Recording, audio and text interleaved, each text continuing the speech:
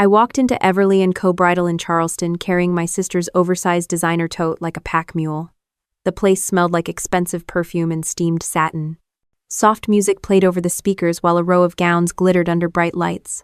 Bridesmaids whispered over racks of lace and champagne-colored tulle. I was the only one in army boots under all that sparkle. My sister Vanessa was standing on the little stage in front of a wall of mirrors like she was auditioning for royalty. She twirled in a crystal-covered gown while our mother Diane clapped and told her she looked stunning. The sales staff hovered around her like she was a celebrity. Nobody even looked at me, except when they needed something fetched. Vanessa snapped her fingers. "Corinne, Vale, the one with the beads. Hurry up, you're so slow." Her voice carried across the boutique. I bit down on the inside of my cheek. Being barked at in formation never bothered me, but being ordered around by my little sister in a wedding dress did. I grabbed the veil from the rack and walked back toward her platform. She didn't even glance at me. "Here," I said, keeping my tone even. She spun, her eyes cutting into mine. Then she slapped me across the face hard enough to sting. It echoed. The room went silent except for a few gasps. One of the cousins dropped her phone. Vanessa's voice sliced through the pause. "Just leave. You're ruining my moment." She turned back toward the mirror, lifting her chin like nothing happened. Heat shot up my neck. My face burned, but I stayed still. Years of training had taught me how to keep my cool under pressure, but it didn't stop the humiliation from crawling under my skin. People stared, then pretended not to. The sales clerk shifted from foot to foot. My mother looked away. Nobody said a word. I didn't argue. I didn't cry. I simply set the veil on the edge of the platform and walked out, the door chime tinkling as if this were just another shopping trip. Outside, the cool Charleston air hit my cheek where her hand had landed. I stood under the awning for a second, breathing in the smell of street coffee and exhaust, my hands shaking even though my head was clear. What no one inside that boutique knew, not my sister, not my mother, not the eager staff, was that the entire fantasy they were clapping for was sitting on my credit card. Months of combat pay and re-enlistment bonus had gone straight from my army account into deposits for her dress, the venue, the caterer, the flowers, even the flights for out-of-town relatives. I'd been covering for everyone quietly while working double shifts and saving scraps for myself. The one day I took off from base to help her shop turned into a public slap in the face. I pulled my phone from my pocket, thumbed open my banking app, and stared at the numbers. Her dream wedding was still on my dime. She was inside waving around a piece of plastic she thought was magically loaded with family money. It wasn't. It was my name, my savings, my future. I scrolled to the account settings and hit Lock Card. A red banner appeared. Card blocked. Transactions declined. No drama, no fireworks, just a button tap. Years of military training had made me good at decisive action. My pulse slowed a little as I slid the phone back into my pocket. Through the window, I could still see Vanessa at the counter with the dress draped over her arms. Her face was flushed, her voice sharp as she told the clerk to run it again. Mom stood behind her whispering about calling the bank. The manager folded his arms, clearly unimpressed. They'd seen brides like her before, the kind who think everything will bend to them. I almost laughed. My phone buzzed. Notification. Transaction declined $20,350. Everly & Co. Bridal. I smirked. That had to be the gown. I leaned against the brick wall outside, feeling the sting on my cheek fade. Inside, Vanessa kept waving the card like it was a magic wand. Another decline. Her voice pitched higher. A group of shoppers glanced over at her meltdown. The manager said something I couldn't hear and gestured at the dress. Vanessa's jaw dropped like a queen stripped of her crown. She turned to Mom, demanding she fix it. Mom's eyes flicked toward the door, probably wondering where I'd gone. I stepped farther down the sidewalk, letting the boutique door swing shut behind me. For the first time in years, my shoulders felt a fraction lighter. My phone buzzed again with another decline charge, then another. It vibrated like a drumbeat in my pocket. I started walking toward my truck parked down the street. The Charleston sun glared off the hood. My boots clicked on the pavement, the sound steady, familiar. People passed by holding iced coffee, carrying shopping bags. None of them had any idea a whole wedding fantasy was collapsing a few feet away. As I reached the crosswalk, another notification popped up. Balance overdue. Maplewood Manor will cancel reservation in 48 hours if payment not received. I almost laughed out loud. It would soon land in Vanessa's inbox instead. I stopped at the curb and looked back at the boutique one last time. Behind the glass, Vanessa was still arguing, Mom was on her phone, the sales staff were starting to lose patience. The crystal gown glinted under the lights like a prize slipping through her fingers. My cheek still tingled where she'd hit me, but it wasn't fear or shame anymore. It was something colder, steadier. I opened my notes app and typed a quick reminder to call my unit's admin office about my leave paperwork.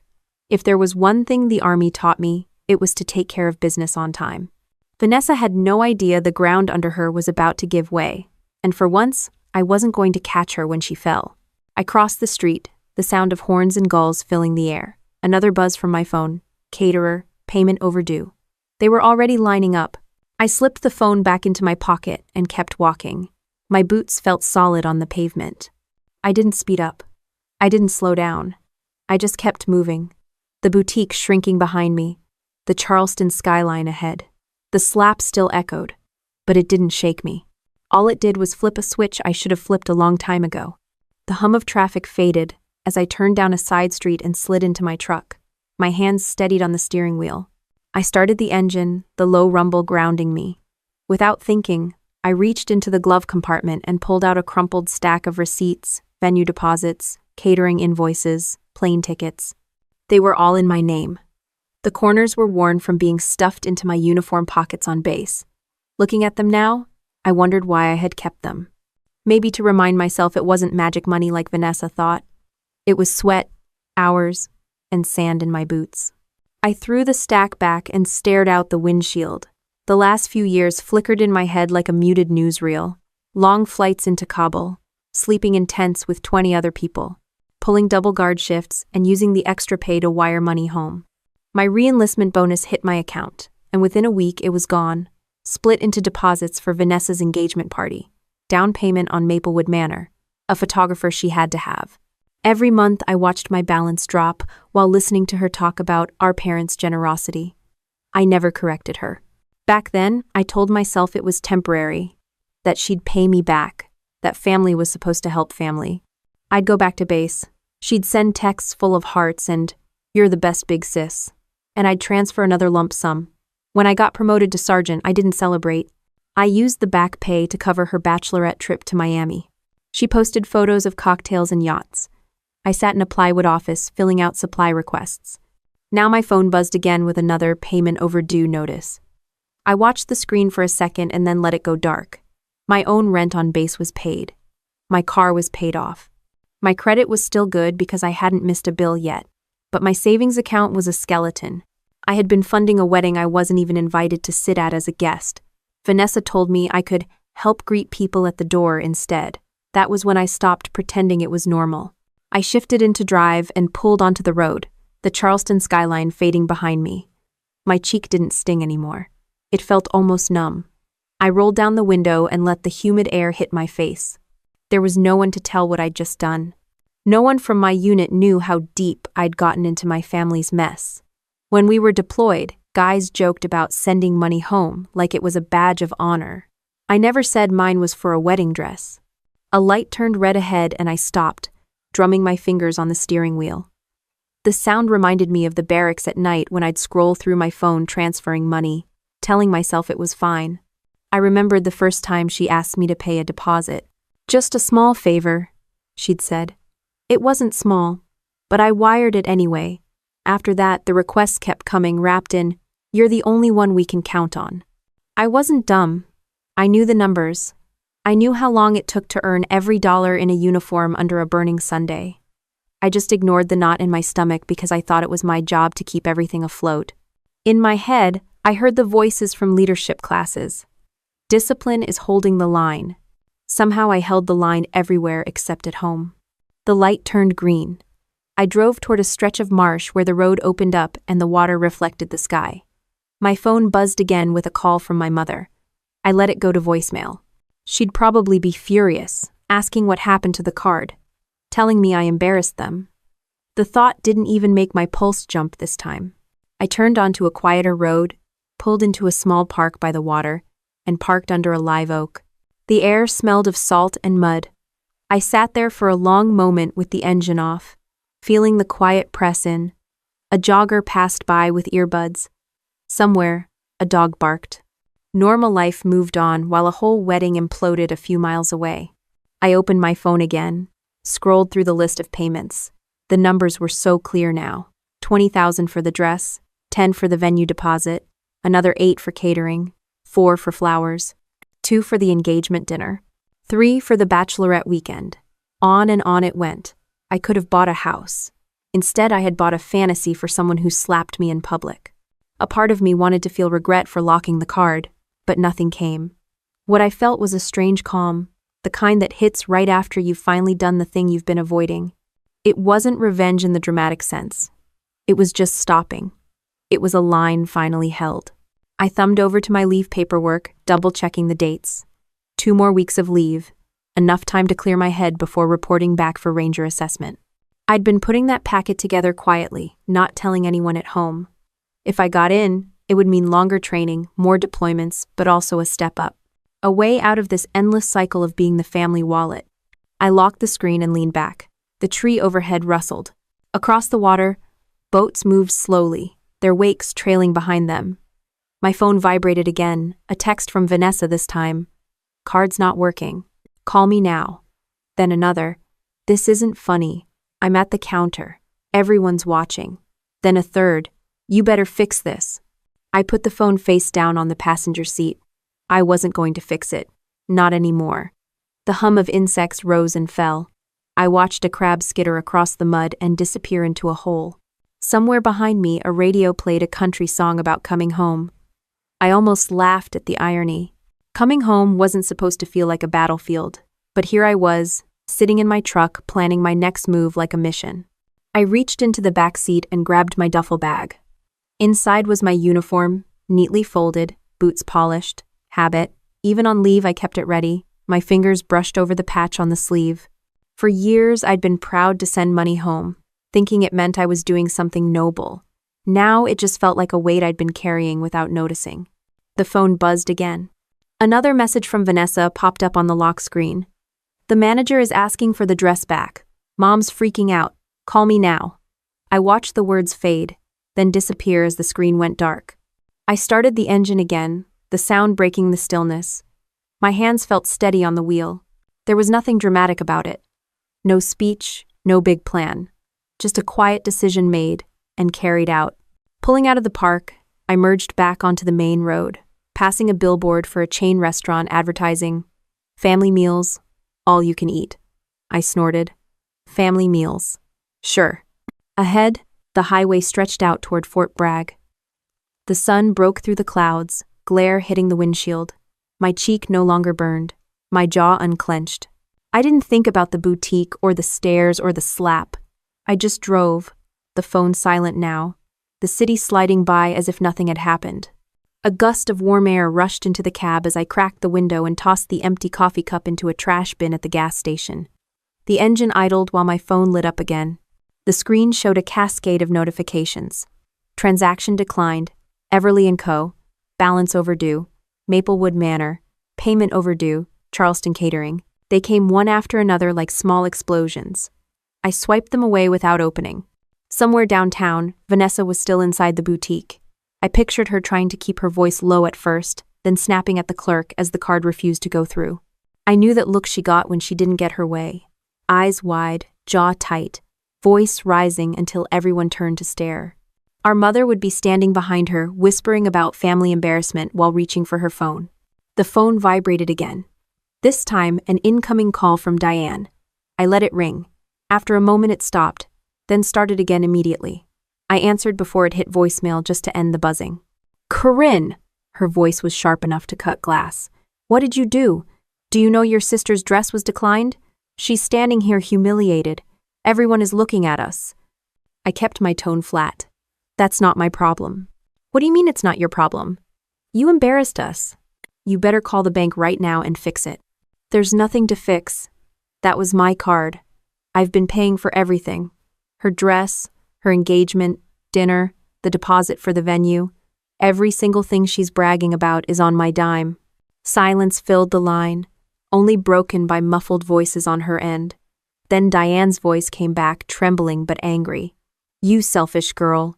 How dare you cancel the card right before the wedding?" I let out a small, bitter laugh. Selfish? I've been funding a wedding that isn't even mine. I've drained my savings while she treats me like a maid. Do you even realize what I've sacrificed? Another voice cut in, shrill and frantic. Vanessa had grabbed the phone. "You're jealous. That's what this is. You've always been jealous of me. You think ruining my wedding will make you happy?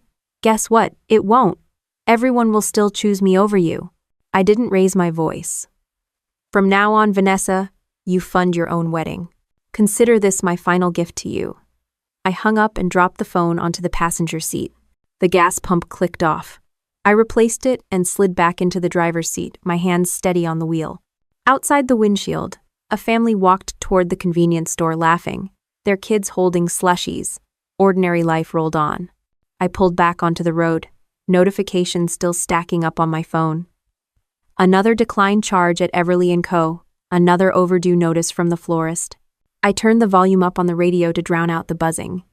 Classic rock filled the cab, something about breaking free. Images of the boutique floated back. Vanessa waving the card, the clerk's blank expression, the manager crossing his arms. She'd been so sure the money would always be there. For months, she'd been spending like she had a bottomless account, thinking our parents were covering it all. Now she'd have to look at the truth in front of an audience. A red light stopped me at an intersection. I rested my forearms on the steering wheel. Across the street, a group of Marines in uniform were coming out of a sandwich shop, laughing, punching each other's shoulders. They looked free, light. I remembered sitting in dusty tents, transferring money from the same phone I held now. The contrast was almost comical. The light turned green and I drove on. The phone buzzed again with a text from a cousin. "Hey, is it true the wedding is off?" Heard the caterer pulled out. Another from an aunt. "Maplewood Manor is calling about unpaid balance. What's happening?" I didn't answer either. Up ahead, the road curved along the marsh. I slowed and rolled the window down, the scent of salt water and mud washing in. My cheek no longer ached. Instead, there was a faint satisfaction in the air, not gloating, just clarity. I pictured Vanessa at that counter, her voice rising. "Run it again. There must be money on that card." The manager, polite but firm, explaining store policy. Our mother on the phone with me, demanding I fix it. Everyone in the boutique slowly realizing the bride had no way to pay for the gown she'd already posted about online. My phone buzzed again with another email alert. Charleston Catering, check returned. Vendors were lining up like dominoes falling. It wasn't me pulling strings. It was gravity finally doing its job. I reached a pull-off near the water and parked. My reflection stared back from the dark screen of my phone. I turned it face down. Across the marsh, birds wheeled and dove. A breeze rattled the dry grass. It struck me how quiet my own head felt. No calculations, no justifications, no telling myself, just one more payment. The decision had been made with a tap of my thumb, and now the fallout belonged to someone else. A memory flashed. Last month on base, a buddy joking, "Man, you're always wiring money home. Your sister better name her first kid after you." I'd laughed along. None of them knew it was true. My phone vibrated again, persistent. "Vanessa. Caterer canceled. Venue threatening to cancel. Answer me now." Then another from Diane. "You're destroying this family. Call me back." I let them pile up. Through the windshield, the sky widened, pale blue streaked with clouds. A shrimp boat moved slowly across the water. The world outside the screen kept going. I started the truck again and eased back onto the road. The radio played an ad for a wedding expo coming to town. I snorted and turned the volume down. My hands felt solid on the wheel. As the highway opened up, I passed a billboard for Fort Bragg, home of the airborne. My eyes flicked to it, then back to the road. In 2 weeks, I'd be back there for ranger assessment, pushing myself harder than ever. That was my future. What was collapsing in Charleston behind me was not. The phone buzzed once more. Another notification scrolled across the screen. "Maplewood Manor. Reservation will be canceled within 48 hours if balance not received." I didn't tap it. I didn't need to. The truck rolled on, tires humming against the asphalt, the marshland sliding past. A faint smile tugged at the corner of my mouth. For years, I'd been the quiet one, the reliable one, the one who kept everything running. Now, for the first time, the weight was shifting off my shoulders without me lifting a finger. I adjusted the rearview mirror, the sun low and sharp behind me. Ahead, the road stretched straight, the air heavy with the smell of salt and diesel. The notifications stopped buzzing for a moment. My hands tightened on the steering wheel, steady and calm, as I drove on. I pulled into the driveway of the small rental I'd taken for my leave and killed the engine. The quiet hit me first. No chatter, no orders, no humming refrigerators like on base. Just cicadas and the distant whir of a lawnmower somewhere down the block. I grabbed my duffel from the passenger seat and headed inside, boots thudding softly on the steps. The house smelled faintly of paint and old wood, still unfamiliar but mine for now. My phone lit up before I'd even set the bag down. 10 missed calls from Mom, 5 from Vanessa, 2 from Dad. A dozen texts stacked up on the lock screen like warning lights. I thumbed one open. Mom, Robert says you've gone too far. Call us now. Another from Vanessa. You're going to pay for this. We'll sue if we have to. Dad, you're tearing this family apart. I tossed the phone on the table and went to the kitchen sink, filling a glass with water. The cold ran over my fingers before I drank. The same routine I'd done after patrols overseas: wash hands, drink, breathe. The difference was there'd been an actual mission then, not a wedding invoice. The phone buzzed again. I picked it up and hit speaker. Dad's voice came through heavy and hard. Corinne, what the hell are you doing? Your sister's crying. Your mother's hysterical. The vendors are calling us. They say you canceled payments. Fix this before it's too late. I leaned against the counter, voice steady. There's nothing to fix. I'm not paying anymore. You made commitments. He snapped. No. I sent money quietly when you asked. Every deposit, every dinner, every dress. Not one of those contracts is in my name. You and Vanessa signed them or your names are on them. I'm done. A sharp intake of breath on the line. We raised you better than this. You're supposed to be the responsible one. I am being responsible, I said, keeping my tone flat. For my own life for once. There was a pause. Then his voice dropped to a low growl. If you think you can humiliate this family and walk away. I didn't humiliate anyone, I cut in. I just stopped funding a lie. 1. The line went silent except for a faint echo of voices in the background. Then a click. Call ended. I set the phone down and exhaled through my nose. Years of saying yes had built a wall around me. One no and it was as if I detonated a charge. I rinsed the glass and put it on the counter, then opened my duffel and pulled out my running shoes. I needed the road under my feet more than another argument. Outside, the evening heat pressed down. I laced up and started at a steady jog through the quiet neighborhood. Houses blurred past flags fluttering on porches, sprinklers ticking in arcs over front lawns. My muscles settled into rhythm. In my head, I saw flashbacks of childhood summers. Vanessa asking for toys, me handing mine over, parents smiling at her as if generosity was my job. It had seemed normal then. Now it felt like a script I'd been handed without my consent. I turned a corner and pushed my pace, lungs pulling in the heavy air. On base, we'd run in formation, boots slapping pavement in unison. Here, it was just me and the sound of my breath. The knot in my chest loosened a little with each stride. My phone vibrated against my hip in the running pouch. I ignored it. When I finally slowed to a walk, sweat running down my temples, I pulled it out. Another message from Vanessa. You've ruined everything. I'll see you in court if you don't fix this by tomorrow. Another from Mom. The caterer canceled. Relatives are asking what's happening. This is all on you. I wiped sweat from my forehead with the back of my hand. Threats of court made me almost laugh. There was no contract with my name on it. I'd sent money voluntarily. They could scream all they wanted. They couldn't make me open my account again. I walked back toward the house, the streetlights flickering on. Kids played basketball in a driveway. A dog barked from behind a fence. The ordinary scene felt like a different planet compared to the hysteria vibrating through my phone.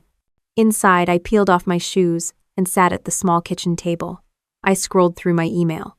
A message from Charleston Catering. Your check has been returned. Please remit payment within 24 hours or contract will be canceled. Another from Maplewood Manor. Final notice, unpaid balance. Another from the florist, contract void. They were all addressed to Vanessa or my parents, But because I'd been the one paying, the vendors had k'd me. I clicked each open and read calmly. No rush of guilt anymore, no scramble to transfer funds. Just facts. No payment, no service. I closed the laptop and pushed it aside. A memory surfaced from last deployment. We'd been pinned down by a sudden dust storm and had to hunker in the dark until it passed. One of the guys had joked, "Sometimes you don't fight the storm, you let it blow itself out." That's what this felt like now. A storm they'd built with my money was blowing itself out. I poured another glass of water and drank slowly. The phone buzzed again, but I didn't reach for it. I let the sound fill the room until it stopped. Through the window, the street glowed under the sodium lamps. Across the way, a neighbor sat on his porch smoking, scrolling his phone. Everything ordinary. I thought about the training run I'd just done. The steady pace, the way my breathing fell into rhythm. For the first time in years, there was no new invoice waiting for me at the finish line. I grabbed a towel from the counter and wiped my face. The clock on the stove ticked softly. In 2 weeks, I'd be back at Fort Bragg, in uniform, doing something that actually mattered. The contrast to this kitchen full of buzzing messages couldn't be sharper. I moved to the window and leaned against the frame, looking out at the quiet street. The glow from inside cast my reflection faintly on the glass. Short hair, strong shoulders, a faint red mark still visible on my cheek. It didn't look like someone who'd just been threatened with lawsuits. It looked like someone who'd finally stopped being used. The phone lit up again with a new text from Vanessa. "Derek is asking questions now. You're ruining my life." I watched the message fade. The house stayed quiet except for the hum of the refrigerator. I let my hands rest on the sill, cool against my palms. Out on the street, the lawnmower had stopped. The cicadas buzzed louder in the silence. Somewhere a TV played a game show through an open window, life going on without me needing to fund it. I stayed there a moment longer, the phone still blinking on the table, and drew a slow breath through my nose. The air smelled faintly of cut grass and summer heat. My shoulders dropped an inch. Nothing dramatic. Just the first quiet evening I'd had in a long time without reaching for my wallet. The next morning I woke to sunlight cutting across the kitchen table and the smell of coffee drifting from the pot I'd set on a timer. My phone was already vibrating where I'd left it. I poured a mug and sat down, scrolling through the notifications without opening them. Contract canceled, magnolia flowers. Final notice, coastal photography. Payment overdue, Low Country String Quartet. Each one was addressed to Vanessa or my parents but copied to me, as if the vendors sensed who had been footing the bill. I sipped the coffee and stared at the stack of messages. This was no longer one failed payment. It was a chain reaction. Every company that had believed the checks would clear was now backing away. I pictured the florist pulling orders, the photographer erasing dates from her calendar, the musicians booking another event instead. Quiet, efficient, no drama, just business. My phone buzzed again with a string of texts from relatives. "Is the wedding still on? We already booked flights. Heard the venue is canceling, what's going on?" I set the mug down and rubbed my temples. I hadn't answered any of them yet. It wasn't my job to explain. Boots on, I stepped outside into the humid morning and jogged down to the small community gym I'd scouted the day before. A handful of retirees were on the treadmills watching cable news. I found an empty lane at the indoor range in the back. The smell of gun oil hit me as I unpacked my pistol from its case. Sliding on ear protection felt almost like sliding back into uniform. I loaded, aimed, and squeezed off a few rounds, each shot echoing sharp in the enclosed space. The rhythm steadied my breathing. Out here, no one cared about who paid for what or who slapped who. Targets didn't lie. They didn't throw tantrums. They either hit or they didn't. When I finished, I cleared my weapon and packed it up, hands steady. Sweat dampened the back of my shirt, but my head felt clearer. On the way out, I caught my reflection in a mirror by the water fountain hair pulled back, eyes focused. Not a bridesmaid, not a bank account, a soldier on leave. Back at the house, my phone was lit up like a signal flare. Vanessa. The caterer says contract void. Do something now. Another. People in the family chat are asking questions. Answer them. Mom, you've embarrassed us enough. Fix this. Dad, you're making a scene. Think about your reputation. I placed the phone face down on the table and poured another mug of coffee. The clock ticked on the wall. Across the street, a man loaded tools into a pickup, whistling. Ordinary. An hour later, a cousin called. I let it go to voicemail. Her message came through after, "Derek's family is asking why nothing's been paid. We all thought your parents were covering. What's going on?" I opened my laptop and checked my bank account out of habit. For once, the number hadn't dropped overnight. It sat there, still low but not bleeding. It felt like looking at a wound finally scabbed over. Another email came in from Maplewood Manor. Reservation will be canceled within 24 hours if payment not received.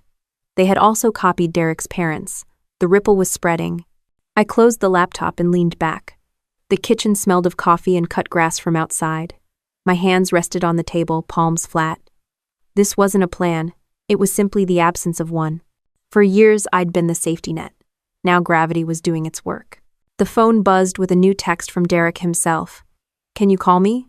Need to clarify something." I stared at the message but didn't type a reply. Not yet. I went to the fridge, pulled out leftover chicken, and ate it cold over the sink. The simple act of eating my own food, without thinking about someone else's bills, felt strange. Through the window, I could see kids riding bikes, the sun already high. My boots were still dusty from the range. The patch on my duffel caught the light airborne wings. I ran a thumb over it, remembering the last jump, the rush of air and noise, the moment before landing. Everything sharp, real, immediate. My phone chimed again. "Vanessa, I'm not kidding, Derek is mad. Fix this or he's gone." Another from Mom. "We didn't raise you to be cruel." Another from Dad. "Family comes first, always has." I placed the phone back on the table, screen down. The cicadas outside hummed louder in the midday heat. Somewhere a dog barked. I opened the window and let the humid air roll in. My cheek had lost its faint red mark. My hands no longer trembled when I scrolled. I wasn't thinking about revenge. I was thinking about breakfast, training, paperwork. The rest was noise. Another email popped up on the laptop screen. "Returned check. Magnolia flowers." I clicked it open, skimmed the text, closed it. Vendors pulling out one by one. Quiet and final. I went back to the duffel and pulled out my Ranger assessment packet. Double-checked the forms, the dates, 2 weeks left of leave. The training schedule was tucked neatly inside. A car pulled into the driveway next door. Neighbors chatting, unloading groceries. Normal life. I poured the last of the coffee and sat again at the table. The phone buzzed with another message from Derek. "Need to talk." It sat there glowing against the wood. I took a slow sip from the mug and watched the steam rise. The kitchen clock ticked. Outside, the shadows shifted across the lawn. My breathing matched the rhythm of the clock, steady and even. I glanced at the screen once more. The message from Derek still waited, unanswered. The mug was warm in my hands. The air smelled of salt and summer heat drifting in through the open window. My shoulders stayed level. The phone buzzed again, insistent, but my hands didn't move. I held the mug, felt the heat seep into my palms, and let the sound fade into the background of the day. The phone buzzed yet again, and this time Derek's name stayed on the screen longer, vibrating across the table until it nearly tipped off the edge. I caught it before it fell and pressed answer without putting it on speaker. His voice came through low and strained. "Corinne, I need to know the truth. Did you really pay for the wedding? The venue, the food, the engagement, dinner, all of it?" I leaned back in the chair, staring at the ceiling. "Yes, every bit of it. Vanessa hasn't paid a dime. Our parents haven't either. It's been me." He was silent for a beat, then another. I could hear movement on his end, maybe pacing. "She told me her family was handling everything. She swore money wasn't an issue. Do you know how humiliating it was to find out in front of my parents that none of the payments were real?" My tone stayed calm. "I didn't ask to be her banker. I just wanted to help until it became impossible." "I trusted her," Derek said, his voice cracking just slightly. "But lying about something this big money, the wedding makes me wonder what else she's lied about." Before I could answer, there was a shuffle, and then Vanessa's voice burst through the line, high and sharp. "Derek, don't listen to her. She's jealous. She's always hated me. She's trying to destroy us." Derek's voice cut in, colder now. Enough, Vanessa. I saw the receipts. I'm not stupid.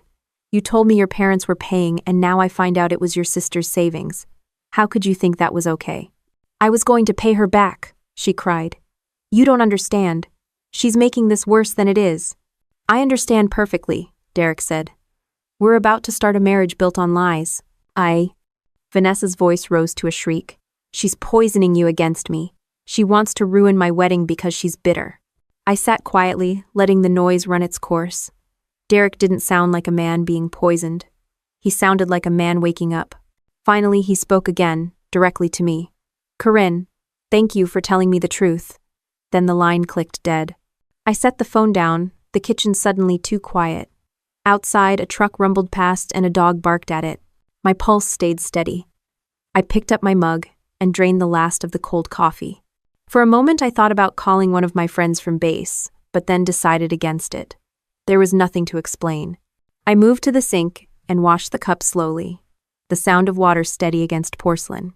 Across the street, a neighbor watered his lawn, the arc of the sprinkler catching sunlight. Ordinary. My phone buzzed again. A string of texts from Vanessa filled the screen, each one more frantic than the last. You're ruining my life.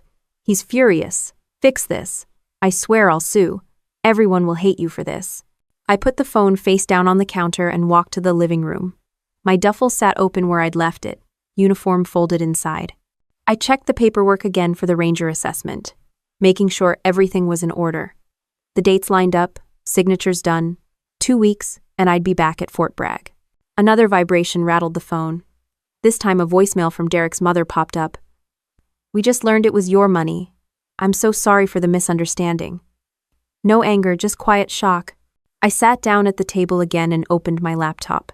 Emails poured in from vendors now CCing Derek's family as well. Cancelled contracts, unpaid balances, returned checks. The whole house of cards was visible to everyone.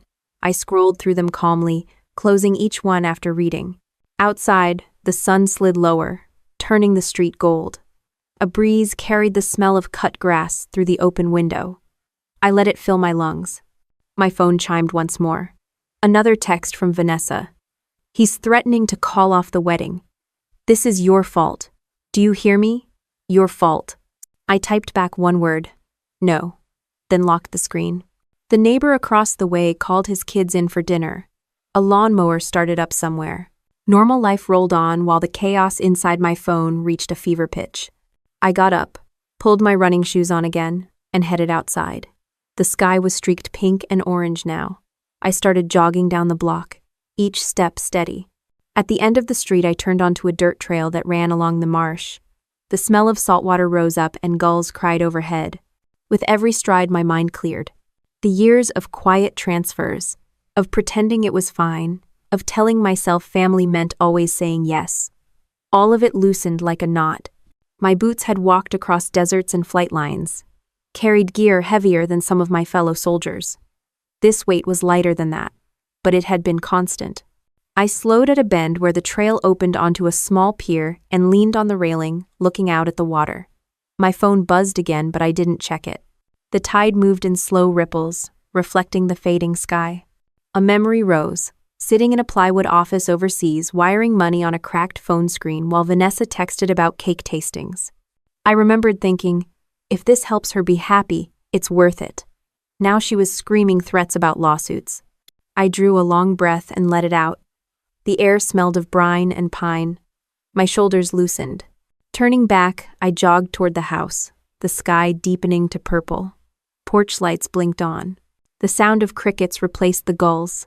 My lungs burned pleasantly from the run. When I walked inside, the kitchen lights were soft against the darkening windows. My phone sat on the counter blinking. I didn't reach for it right away. Instead, I filled a glass of water, drank it slowly, and set it down. Only then did I glance at the screen. Derek had texted again. We're done. No punctuation. Just 2 words. I placed the phone face down without replying. The refrigerator hummed. Outside, a car door slammed and someone laughed.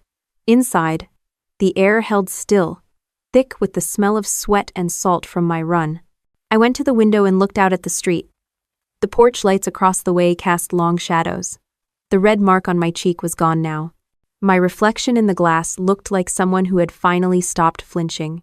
The phone stayed silent for a long moment, before buzzing once more, another notification sliding across the screen.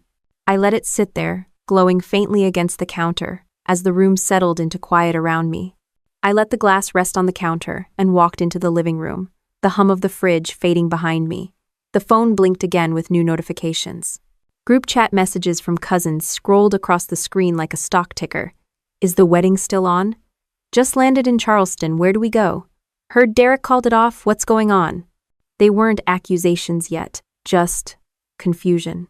Through the window, headlights swept across the street as relatives from out of town pulled up to rented houses. Their voices carried faintly as they unloaded luggage. The buzz in my pocket didn't stop. Mom calling again. Dad leaving another voicemail. Vanessa firing off texts so fast they overlapped. You're killing me. Everyone's here. Fix this. I set the phone face down and laced up my sneakers. The sun was low, throwing long shadows across the porch. I stepped outside and started walking down the block. The evening air smelled of grill smoke and cut grass. Kids rode bikes, their parents calling them in for dinner. Ordinary life moved like nothing was happening. Half a mile later, I reached a small park by the marsh and sat on a bench under an oak. The breeze off the water cooled my skin. I opened the phone, not to answer but to read. Vanessa. They're all asking me what's going on. I told them you sabotaged me. Mom, please come talk to us. People are whispering. Dad, if you have any decency left, you'll fix this mess. I scrolled further. A cousin had posted in the family chat. Vendors are saying checks bounced. Who was paying for all this? Another replied, not the parents? A third, if Corinne was, that's insane. I locked the screen and slipped the phone back into my pocket. The tree above creaked in the wind. Across the water, a boat engine droned. I sat still, breathing evenly, feeling the bench under my palms.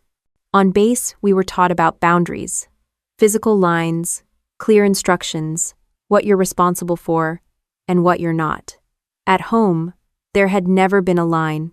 Money, time, patience, it all blurred into one endless yes. The slap at the boutique had been a physical line I hadn't even planned. The card lock was just following through. Another vibration. This time a direct message from Derek. Vanessa's telling people you're lying. I've seen the receipts. Thank you for being honest. Short, factual. I read it twice and put the phone away. I stood, stretched my legs, and began walking back toward the house. The sky was streaked with red now, streetlights winking on one by one. Cars lined the curb in front of the rental houses' license plates from Georgia, Florida, North Carolina. Relatives unloading garment bags and coolers, checking their phones, whispering. At my driveway, I paused. Across the street, 2 aunts were standing by their car, speaking in low tones. One of them glanced at me and looked away quickly. I went inside, shut the door, and leaned against it for a second. The smell of the house fresh paint and faint detergent wrapped around me. I dropped my keys on the table and opened the laptop. Emails from vendors kept rolling in. Final cancellation notice from the string quartet. Returned check from the photographer. Maplewood Manor had CC'd Derek's parents again. Every domino was visible in real time. The phone buzzed once more. This time, a text from Mom. Come over to the house. We need to talk before tomorrow. Your father says you should help one last time. I stared at the message. My thumb hovered over the keyboard. Then I typed back. No. Nothing else. Sent. For a few seconds, nothing happened. Then another from Mom. Please. You're destroying your sister's life. Another from Dad. Think about the family's reputation. I set the phone down and walked to the kitchen sink. The glass I'd used earlier still sat there with a ring of water at the bottom. I rinsed it, set it in the drying rack, and wiped my hands on a towel. Simple, quiet movements that felt more real than the hysteria vibrating through my phone. Outside, voices drifted from the street. Relatives greeting each other, asking about hotels. A door slammed. Luggage wheels rattled over pavement. The low murmur of speculation grew like a swarm. I walked to the window and looked out. A car door opened across the street, and Derek stepped out with his parents. He looked like a man carrying a heavy pack. His mother's expression was tight. They disappeared into the rental house without glancing my way. Back inside, I sat at the table, opened my ranger paperwork again, and reviewed the training schedule. My pen tapped against the paper. The steady sound cut through the muffled noise from outside. The phone vibrated once more, a new message from Vanessa. "If you don't fix this, I'll sue you for everything. You can't just walk away." Another followed immediately. "Everyone will side with me. You're going to regret this." I laid the phone face down and pressed my palms together. My heartbeat stayed slow. There was no adrenaline now, just clarity. Through the window, the street had grown darker, only porch lights and car headlights slicing through. I could hear children being called in, doors closing, footsteps on wooden stairs. Life winding down into evening. I stood and stretched, feeling the muscles in my back loosen. The air inside the house was still and warm. I moved to the counter, poured another glass of water, and drank it slowly. The phone buzzed again, but I didn't pick it up. My hands rested on the edge of the counter, cool under my palms. Outside, the crickets had started, their sound steady like a metronome. In the distance, a faint murmur of conversation drifted from the rental houses where my relatives had gathered. Words I couldn't make out, a tone of confusion and speculation. I let it wash over me without reacting. I turned off the kitchen light and walked into the living room, the glow from the street filtering through the blinds. My duffel sat by the wall, uniform neatly folded inside. I brushed a speck of dust off the patch. The fabric felt solid under my fingers. The phone blinked once more on the table, screen lighting the room briefly. I glanced at it without reaching. Vanessa's name glowed bright, another string of words spilling across the notification bar before fading. The refrigerator hummed, the only steady sound. I sat down on the couch, elbows on knees, and stared at the floorboards. The wood was warm from the day's Sunday. My breathing slowed, deep and even. Out on the street, a car door shut and someone laughed. Inside, the house stayed still. The phone buzzed once more, but I didn't move. The glow faded, leaving the room dim and quiet, except for the muted sounds of the neighborhood settling into night. The morning of the wedding broke heavy and humid, sunlight glinting off parked cars lining the street outside my window. I laced up my running shoes out of habit, but stopped halfway and untied them. Instead, I stood at the kitchen counter with a mug of coffee, staring out at the line of vehicles and suitcases. Relatives moved like ants between houses, their voices low, eyes glued to phones. From here it looked less like a celebration and more like a conference of confused travelers. I set the mug down and grabbed my jacket. No uniform, just jeans and a t-shirt. My phone buzzed constantly, but I didn't reach for it. Through the window, I caught sight of a rental van pulling away from the curb. Derek's parents inside, faces grim. The air carried a strange stillness, the kind before a storm breaks. Driving out to Maplewood Manor took less than 20 minutes. The GPS directed me down a tree-lined road to a gated estate. When I pulled in, the first thing I noticed was the silence. No string quartet warming up, no chatter of guests, no scent of flowers, just a bare hall visible through the open doors, rows of empty tables, and a staff member stacking unused chairs in the corner. I parked off to the side and stepped out. My boots crunched on gravel. The big white sign that had once read, "Reserved for Holt Lawson Wedding," had been taken down, leaving empty hooks. Inside, the ballroom looked stripped. No decorations, no cake, no centerpieces. The floor gleamed under the overhead lights, polished and empty. A handful of guests stood near the entrance whispering. One woman fanned herself with a program that listed a string quartet that never showed. Another muttered about flights and hotels.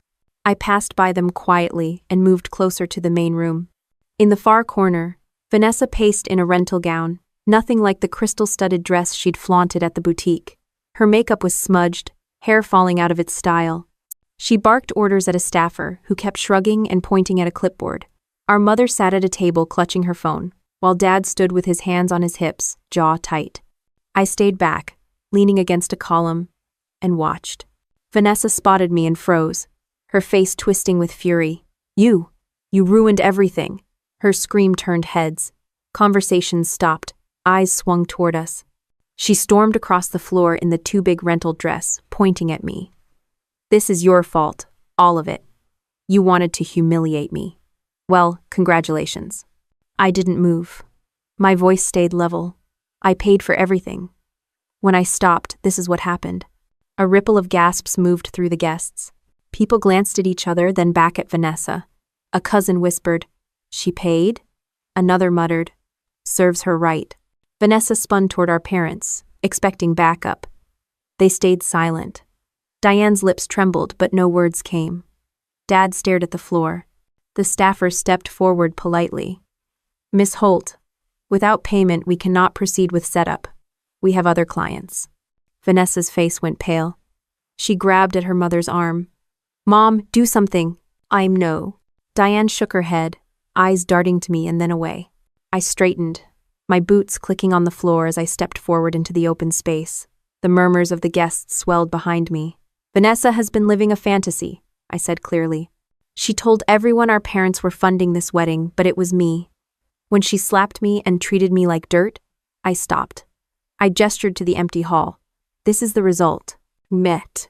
The room went quiet except for the squeak of a chair as someone shifted. Several guests shook their heads. A few crossed their arms. One aunt muttered, "About time." Vanessa's hands balled into fists. "You're jealous," she hissed. "You've always been jealous. This was supposed to be my day. I didn't rise to it. You're right, it's your day, and now you're paying for it." A door opened at the back of the hall. Derek walked in with his parents, not dressed for a wedding but in a crisp dark suit, expression set. He looked around at the bare tables, the silent guests, the staff rolling carts away. Then his eyes landed on Vanessa. "I came here to tell everyone myself," he said loudly enough to carry. "The wedding is off. Vanessa lied to me, to my family, and to all of you. I won't marry someone who builds her life on deceit." The guests shifted, whispers rising like wind through leaves. Some looked shocked, others not at all. Derek's parents stood behind him, arms crossed. Vanessa stumbled toward him, voice breaking.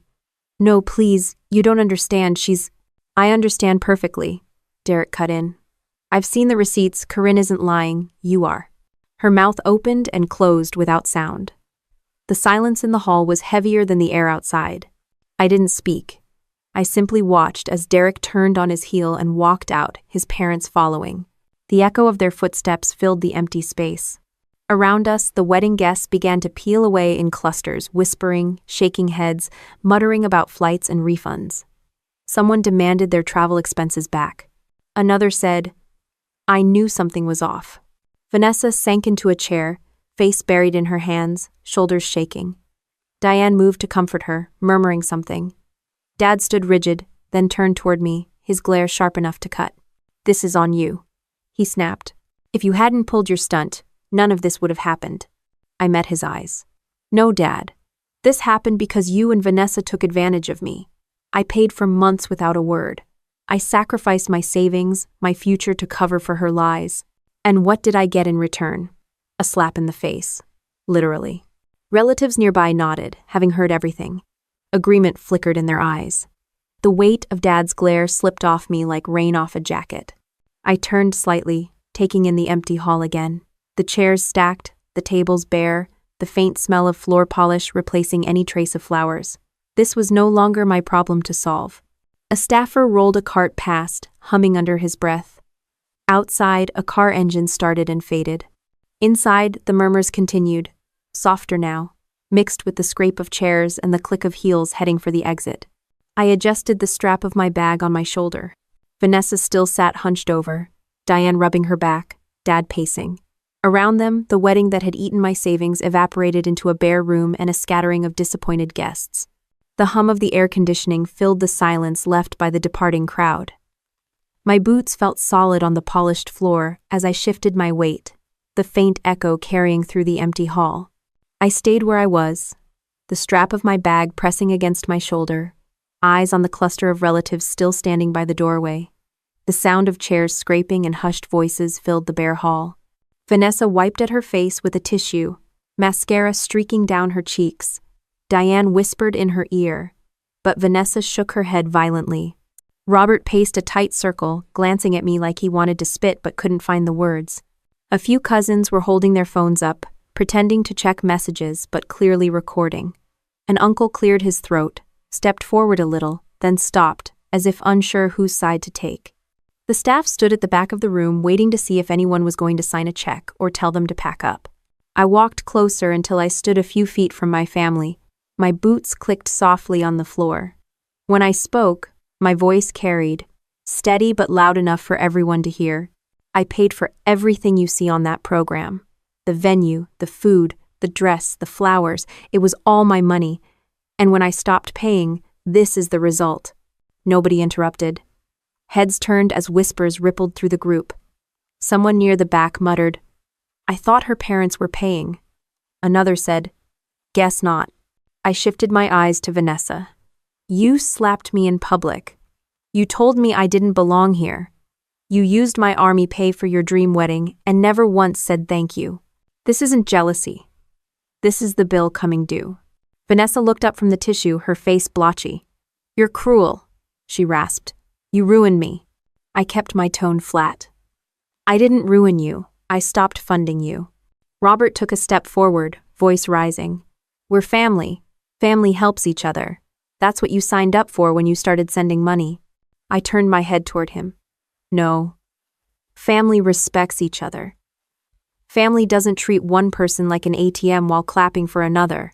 I've been deployed twice. I've put my life on the line and still came home and sent money for your bills and Vanessa's wedding. I've been helping for years. It stops now." The hall was silent except for the faint hum of the air conditioning. Diane's eyes flicked from me to Vanessa and back again, but she didn't speak. Several relatives nodded faintly, a few looking down at the floor. I straightened my shoulders. I'm cutting all financial ties. No more bills, no more payments, no more favors. You'll all have to stand on your own 2 feet, just like I've had to since I was 18. Someone in the back murmured, "Good for her." Another cleared his throat. A cousin pocketed her phone and crossed her arms. Vanessa's lip trembled. "You can't just walk away. You owe me. You said you'd help." "I helped," I said, "more than anyone ever should. This wedding, this mess, is yours to deal with now." Or, Diane reached out a hand as if to touch my arm but stopped short. "Corinne, please think about what you're doing. We can't recover from this disgrace." I glanced at her, the weight of her words sliding off me. "You call me selfish for stopping, but who's been selfish here? The one who paid for everything quietly, or the ones who used me without thanks?" She dropped her hand. Behind us, the staff began folding chairs, their movements quiet but deliberate. The sound of metal on wood echoed off the empty walls. A gust of air from the open door stirred the hem of Vanessa's rented dress. I adjusted the strap of my bag again, feeling its weight. "I'm leaving now.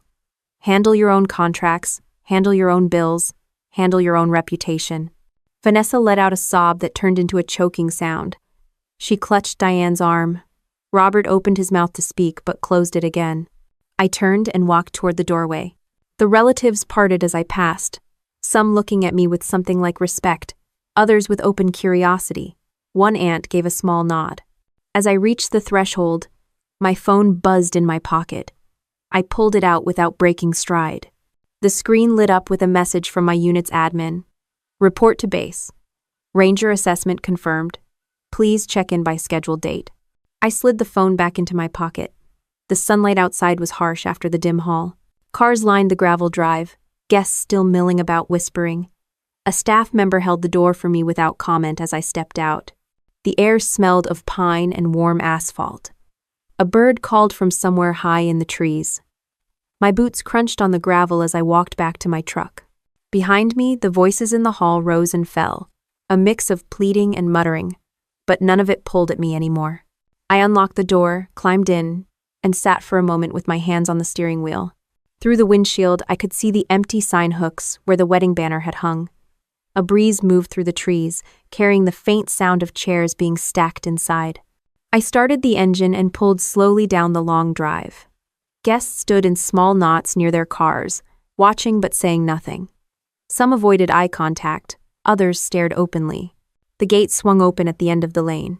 Beyond it, the road stretched back toward Charleston, heat shimmering above the asphalt. I rolled down the window and let the warm air blow across my face. In the side mirror, Maplewood Manor receded, the white facade bright against the green trees. The sound of the engine filled the cab, steady and familiar. I kept my eyes on the road, my hands steady on the wheel. The notification from my unit still glowed in my mind, clear and solid like a new landmark on a map. At a stop sign, I glanced left and right. No traffic.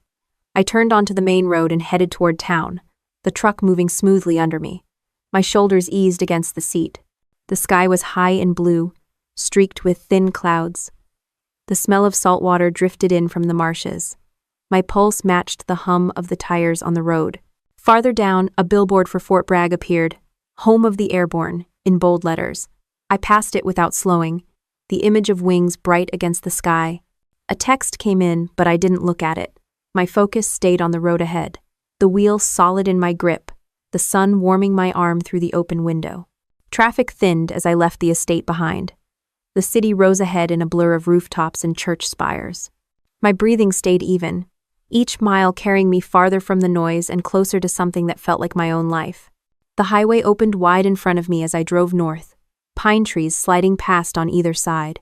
The noise of the truck and the steady rhythm of the tires on asphalt felt like a barrier between me and everything that had just happened. I kept my window down, the warm air pushing through and carrying the smell of salt and resin. My phone lay silent on the seat, screen dark, no vibration cutting through the drive. At a rest stop outside Fayetteville, I pulled off and filled up the tank.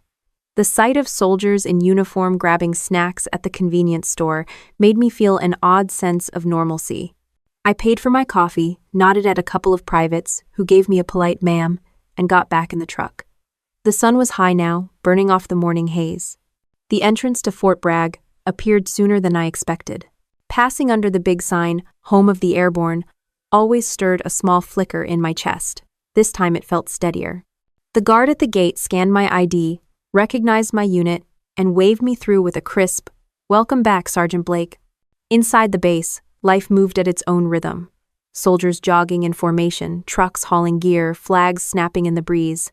I parked near my barracks and sat for a moment, hands on the wheel, letting the engine idle. The sound of cadence calls floated over from a training field. I killed the engine, stepped out, and shouldered my duffel. The ground felt solid under my boots. Crossing the lot toward the admin building, I noticed how natural it felt to fall back into the pace of base life. People moving with purpose. No one yelling at me about floral arrangements or bounce checks. Inside, the air conditioning hit cool against my skin. I checked in at the desk, signed the papers confirming my early return from leave, and accepted a sealed envelope with my Ranger assessment packet. The clerk gave me a quick "good luck" before turning to the next soldier in line. No fuss, no drama, just paperwork and signatures. In the hallway, a few familiar faces nodded at me. One of my squad mates raised an eyebrow. "Thought you were on leave longer," he said. "Plans changed," I answered simply. He didn't ask more, just clapped me on the shoulder and moved on. I carried the packet to an empty conference room and sat down at a metal table. The envelope tore open easily. Inside were the training schedule, reporting instructions, gear list, and a small note at the bottom. "Congratulations on selection." I ran my thumb over the print, the letters solid under my skin. Pulling out a pen, I began checking off items on the gear list. Boots, ruck, hydration pack, gloves, everything I'd need for the first phase. My handwriting looked calmer than it had in weeks. From outside the door came the sound of laughter. Someone telling a story about a bad jump. I smiled faintly without looking up. Later, in my quarters, I unpacked what little I had brought from Charleston. Clothes, toiletries, a stack of unopened mail. I placed my cooking class pamphlet on the desk. The community college had confirmed my spot starting next month. For the first time, I'd be using my own money on something that was just for me. I hung my uniform neatly in the closet, boots lined under it, duffel stored on the shelf. The room smelled faintly of detergent and pine cleaner. I opened the small window to let in fresh air. Outside, soldiers were running the perimeter road, their cadence echoing. Sitting on the edge of the bed, I opened my phone. Dozens of messages had stacked up since I'd started driving. Vanessa, Mom, Dad, a few cousins. I scrolled without opening them. The previews told enough. Accusations, pleas, threats, apologies. The family group chat was a scroll of chaos. Photos from the empty venue mixed with angry texts about refunds and embarrassment. I closed the app and set the phone on the nightstand face down. The screen went dark, leaving only the muted light of the room. Standing, I crossed to the mirror and studied my reflection. No dress, no purse, no boutique. Hair pulled back, uniform at the ready, eyes steady. My cheek showed no trace of the slap. I picked up a notebook and began writing out my training plan for the next 2 weeks.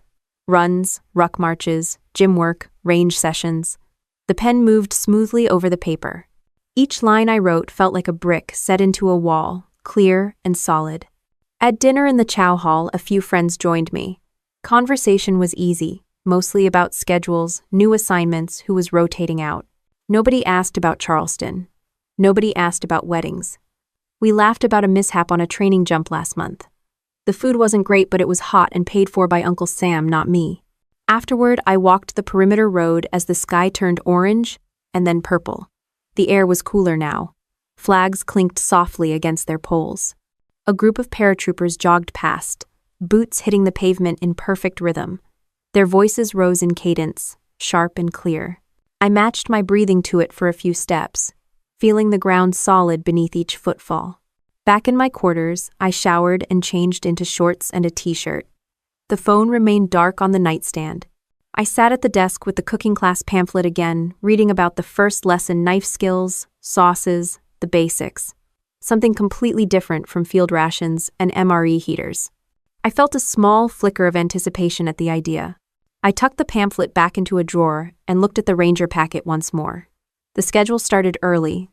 0 dark, 30 muster, ruck march, land nav, PT. I imagined the sweat, the mud, the burn in my legs. All of it was mine, chosen freely. Outside, the sounds of base life settled into night. Trucks rumbled past. Someone called cadence one last time. A bugle played retreat faintly from across the field. I lay back on the bed, staring at the ceiling. The room felt cool and quiet. No floral invoices or bounce checks vibrating in my pocket. No one shouting about dresses. Just the hum of the air unit and the distant thump of a helicopter. My breathing slowed. My hands rested on my stomach, fingers loose. The weight on my chest that had sat there for months, the weight of secret payments, of constant guilt had lifted. There was only the steady sound of the bass at night and the knowledge that, in the morning, I'd be up before dawn preparing for something that belonged entirely to me. The glow of the hallway light slipped under the door. Somewhere down the hall, a soldier laughed. I closed my eyes for a moment, then opened them and stared at the Ranger packet again, the words crisp under the fluorescent light. I reached over, turned the packet face down, and shut off the lamp. The room went dim, except for the faint light from the open window. Outside, the night carried on, crickets chirping under the drone of distant engines, steady and unbroken. The alarm went off before sunrise. I swung my legs off the bed, feet hitting the cool floor, and reached for my running shoes. Outside the window, Fort Bragg was still dark except for a few security lights and the glow from the motor pool. I tied my laces, grabbed my hydration pack, and stepped into the hallway. Soldiers moved quietly, some heading to early PT, others to chow. No one stared. No one asked questions. The air outside was crisp, a hint of pine and damp earth. I jogged toward the track where a few paratroopers were already running. My stride fell into rhythm with theirs, breath steady, arms pumping.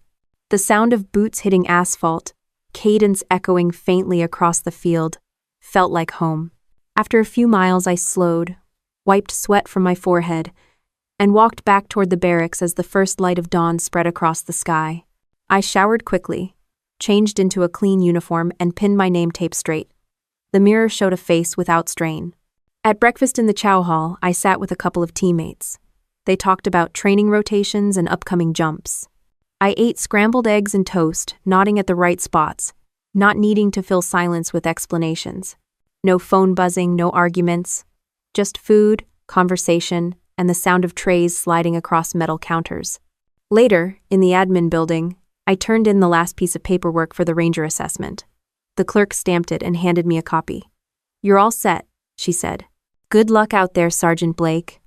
Her tone was brisk but respectful. I thanked her and stepped back into the sunlight. The base buzzed with normal activity, trucks hauling gear, soldiers heading to training, flags snapping in the breeze. I walked past the motor pool toward a quiet bench under a pine tree. Sitting down, I took out my phone. Messages still filled the screen. Vanessa, Mom, Dad, cousins. But the tone had shifted. Mixed in with accusations were apologies, awkward attempts at explanation, even a few relatives saying they admired me. I scrolled slowly, reading without responding. The group chat that once treated me like a silent ATM now read like a confession booth. I closed the app and opened my bank account instead. The balance sat there untouched, slowly climbing as my paycheck hit without being siphoned off. It wasn't a fortune, but it was mine. From my bag, I pulled out the pamphlet for the community college cooking class. The first session was knife skills, then sauces, then pasta. I pictured myself at a stainless steel counter, chopping vegetables, learning how to cook a meal not because someone else needed it, but because I wanted to. The sun broke fully over the trees, casting long beams across the grass. Soldiers jogged past in formation, their cadence echoing. I matched my breathing to it, steady and even. I thought about the slap at the boutique, the shock, the heat in my cheek, the sound of everyone pretending not to watch. That moment had felt like humiliation. Now it felt like a door that had swung open. I wasn't angry anymore. Anger took energy I didn't want to give. What remained was a clean boundary. My family's debts were theirs. My work, my savings, my choices were mine. I stood and walked back toward the barracks, the ranger packet tucked under my arm. Passing a group of new recruits, I caught a flash of recognition in one of their eyes. He straightened and nodded. "Ma'am." "Carry on," I said and kept walking. In my room, I sat at the desk, opened the packet, and reviewed the first week's schedule one more time. 0 Dark 30 muster, ruck march, land navigation, PT, all of it challenging, all of it chosen. I set the packet aside and picked up my phone again. A new message from an aunt popped up. "We're proud of you for standing up. Not easy, but right." I read it twice and felt a small, genuine smile pull at my mouth. For years, I'd carried the weight of other people's choices, thinking keeping the peace was more important than speaking up. But peace bought with silence isn't peace. It's control dressed up as love. I closed the phone and slipped it into my pocket. The room smelled faintly of detergent and fresh air from the open window. Outside, a helicopter thumped across the sky, fading into the distance. I grabbed my cap, slid it on, and stepped outside into the sunlight. The base stretched out before me, roads, training fields, soldiers moving with purpose. My boots hit the pavement with a steady rhythm. Each step felt like my own. The slap at the boutique could have broken me. Instead, it marked the day I stopped financing someone else's fantasy and started financing my own future. My sister lost her wedding, her fiancé, and her illusion. My parents lost their free ride. I gained something more valuable than money: freedom. As I crossed the parade ground, a breeze lifted the edges of my uniform. The sun was warm on my shoulders. My phone stayed quiet in my pocket. I walked on, heading toward the training field, the sound of cadence calls rising behind me, blending into the steady beat of my own footsteps.